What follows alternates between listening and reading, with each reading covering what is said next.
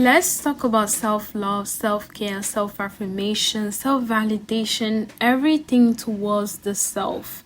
I think this is the biggest topic that I highly debated myself on because I've watched a lot of videos online about self-love. When you're in the journey of wanting to become the best version of yourself and leave negative wounds that you have accumulated from your past experience, it makes sense to try to seek new mindset.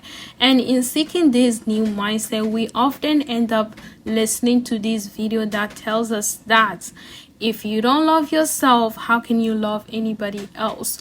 Or your love for yourself is equatable to how you love other people. Advice like that never truly sink in with me. Why? Because I felt like they were contradicting my core value, Islamic core values. And in Islam, when Allah subhanahu wa ta'ala talks about the self to save ourselves and our family from the fire of hell, Allah specified the self that is overreaching to their desire, constantly want to seek to pleasure themselves, and constantly in illusion of the end world is not coming and we will never die.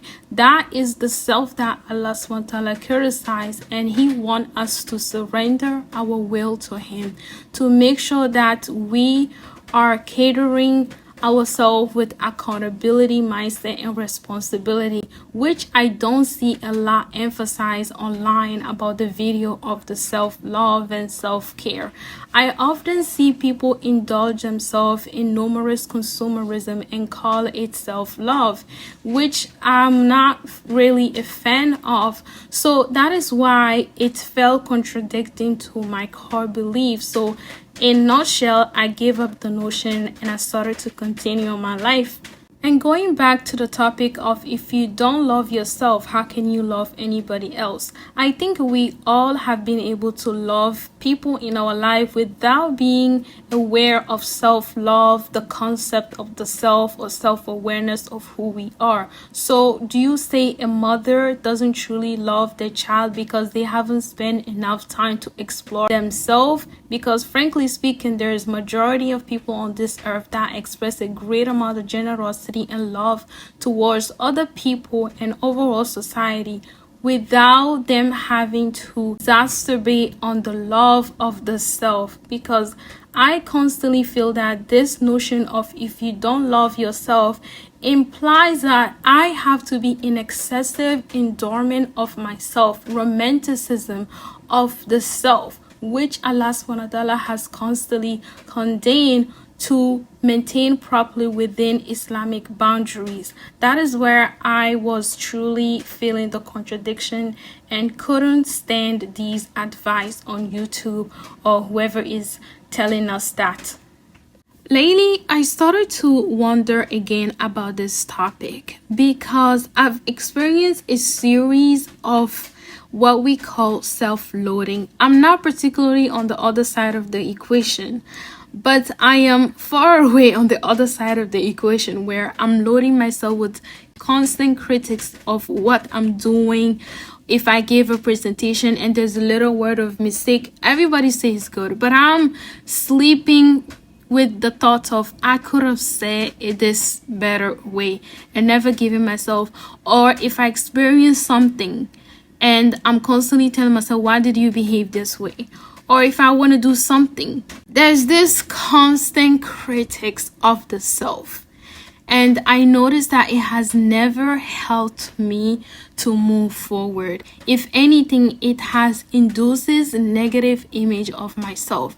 I've never been able to feel confident when I want to make a new step for a new journey, because there's that voice inside of me telling me, remember the past, remember you did this, remember you did that. And I started to think about the topic of self-love and how does it play a role if I want to maintain a balance where I'm not constantly in critics of myself and neither am I constantly in indulgence of pleasure of the self. How can I maintain this balance?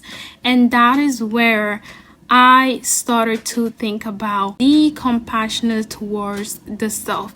I think that is the spectrum where we all can aspire to reach, in the middle, where we are following our Islamic value of abstaining ourselves from indulgence of the self, and not also criticizing ourselves, because Allah has created us to be human being, not angel, not perfections. So when we are constantly telling ourselves that we are not good enough, we are never gonna be good, or we are such a terrible people in the past, we are neglecting the essence of imperfection that we are.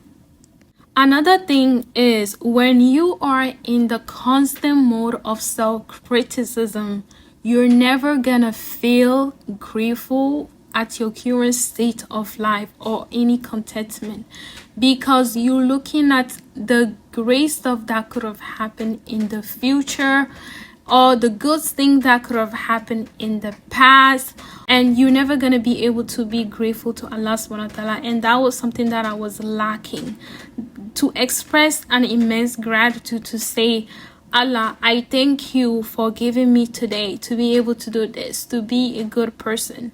I've never been able to express that genuine gratitude ever since I started to feel this criticism towards myself, because I always thought I'm not good enough, I should do better, I'm not good enough, looking forward to what next I can do. And when you have this notion, it truly stops you from building a better confidence of yourself.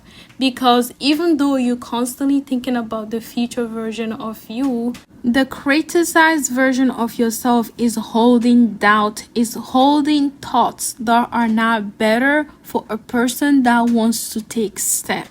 So the first thing we need to do is to create a compassionate self version of ourselves that can hold our hand every time we make a mistake, every time something goes wrong, every time we don't behave correctly.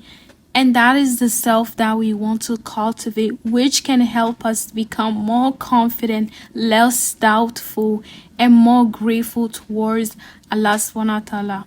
A mindset that has helped me to start having a compassionate talks towards myself and behavior towards myself is knowing that Allah subhanahu wa ta'ala has my back no matter what. He is my biggest supporter in any endeavors, and I relied on him 100% for the things that I've never asked for, and for the things that I've never prayed for, and the things that I also prayed for, and also things that my brain cannot even fathom as a blessing. The second step is affirmation. You have to affirm Allah subhanahu wa ta'ala in connection to your own. And instead of being like, I am the best person in the world, I will say, Allah wants me to be the greatest servant of his, and he wants me to do good. He believes that I can create more abundance for other people. He believes that I can come closer to him, and I seek pleasure from him only. Affirm yourself with Allah. And I never agree with this notion of individual affirmation, because we believe nothing in this world is even possible without the decree of Allah subhanahu wa ta'ala. So if I'm going and I'm saying I manifested this life, this is literally alienating Allah from the equation, and we are not in control of every single part of our life. That is why it is so beautiful when you know that things don't entirely go to plan, and you can't hold yourself to that, because there's a bigger and better one higher up there that is holding your hand, and from his view, nothing is ever going to be perfectly laid out as you thought. Number 3 is learning to forgive yourself. And the way I like to connect this is, every single time I ask Allah forgiveness for something that I did and I feel bad about it, I also learned to let it go instead of holding it inside of my brain and constantly reminiscing the thoughts. Because whenever I ask Allah, I should be acting in accordance with things that I ask for, obtaining optimistic mindset towards whatever I ask Allah. However, whenever I ask Allah and I don't act in accordance with what I ask, that is where my heart won't be at peace, because my brain is constantly in reminiscing of what happened. That's why it's better to let it go. And when you ask Allah forgiveness, it's the same way as telling yourself that I'm not gonna revisit this again. I have grown from it because Allah has forgiven me. So I have to move forward and do better things with my brain. Number 4, I think this is the beautiful one. Building a second brain that is going to help you every single time your brain is inducing negative thoughts of yourself, of bad image of yourself, or whenever you making new decision, or whenever something happen, you're going to go back and look at that second brain, which is filled with all of the beautiful things that you have done in the past, whether it's being good to other people, creating better things, or just being a generous version of yourself that you have been to the people around you. You're gonna look at back at that second brain and tell yourself, if I can do this, I can surely do this. If I've been able to avoid this path, I can surely avoid it here. And that is the way of building a compassionate version of yourself, which can thrive not in this world, but also make better decisions for the year after, without indulging in self-romanticism or self-loathing. If you truly want to start implementing this in your life, a great way to start doing it is by reflecting upon your life or your behavior or the way you do things. Ask yourself questions. How do I behave every single time I make mistake towards myself? How do I resolve conflict, whether it's me or with somebody else? How do I pick myself up whenever I fall back on my goals? And am I truly grateful to Allah subhanahu wa ta'ala? And how do I express that gratitude, or how have I been expressing those gratitude towards Allah? And these are the stepping questions, baby step. It's gonna help you start reflecting your life and hopefully implementing this in your life. If you stay up to the end of this video, I am going to truly appreciate you for being there.